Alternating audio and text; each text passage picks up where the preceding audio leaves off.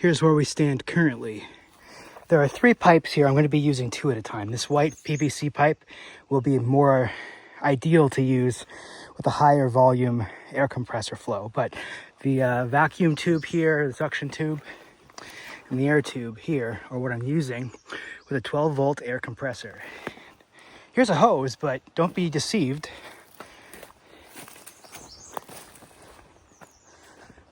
Because you can't jet water or put anything in the well hole unless it's potable city water.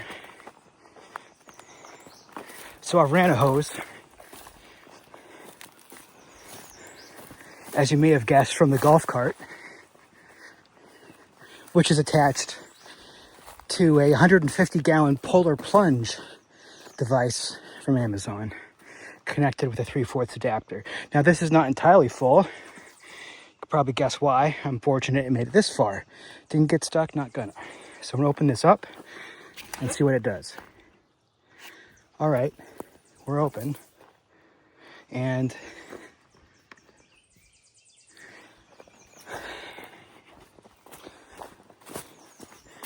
now, without any obstacle, like an obstruction in the pipe, hydrostatic pressure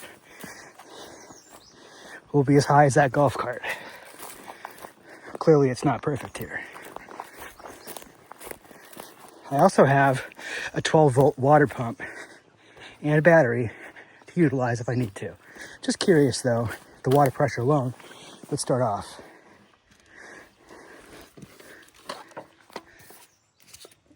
That's a yes. Here she comes.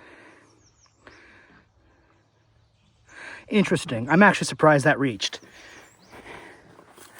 That golf cart way back there has enough force. And maybe I'll even start siphoning to push this water to the bottom of my borehole. Now, once it's full of water, hopefully it stays full of water, there she goes, I'll be able to use my air pump to suction the sand and rocks below me. But I can't do that unless there's water in here. Otherwise, I have to use a hand tool. Repurposed hand tools, right? Zoom out. This is as deep as I could get with the shovels I have on site, and I knew I wouldn't get much deeper with a post hole digger. So I started thinking, how am I going to get water out here? So I daisy chained this together. I also have a 75-gallon water bladder that I can bring out here to get a little closer. I could fill that up and it'd be a little bit less to do. So now I know I actually got that golf cart closer than I needed to. And I have enough spare hose to at least try to fill this hole up with water. Now what I suspect is going to happen is it's going to start draining right back into the ground, and that this bentonite clay wasn't ground up fine enough to be utilized. Well, take it back. Anyway, the bentonite clay will be clutch for being able to take this borehole and have it be watertight, because this is well draining soil. The bad part for me is that that well draining soil will drain right away, I think. So I'm not even sure this will hold water as it stands. I'll probably need to be putting something in here to stabilize the hole, but I don't know for sure. It's much larger than it needs to be. I'm only going to be at most putting in, I think, a 4-inch to a 6-inch pipe. So it's excessively large, and that's because what I used to dig it. So when I actually start going deeper, I'm going to be using a 4-inch diameter pipe, at very most a 6, and I don't think it will be, probably a 4. This is 2. And using this airlift to get the sand out, because I cannot get any deeper without utilizing some other method. So airlifting requires the least complicated stuff.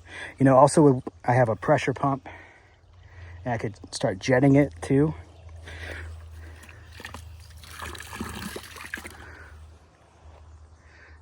But I just don't know until there's water in here. So how much water will this hold?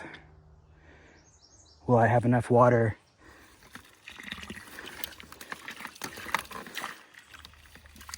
Will I have enough water to airlift it out?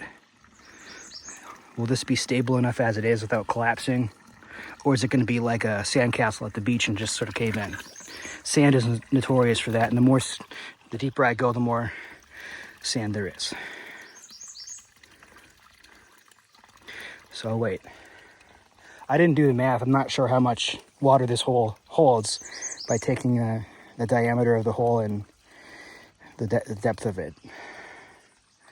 But I knew I could hold that much water, so I was like, I don't feel like doing the math right now. So anyway, if it was a smaller diameter, there'd be less water to need and less work.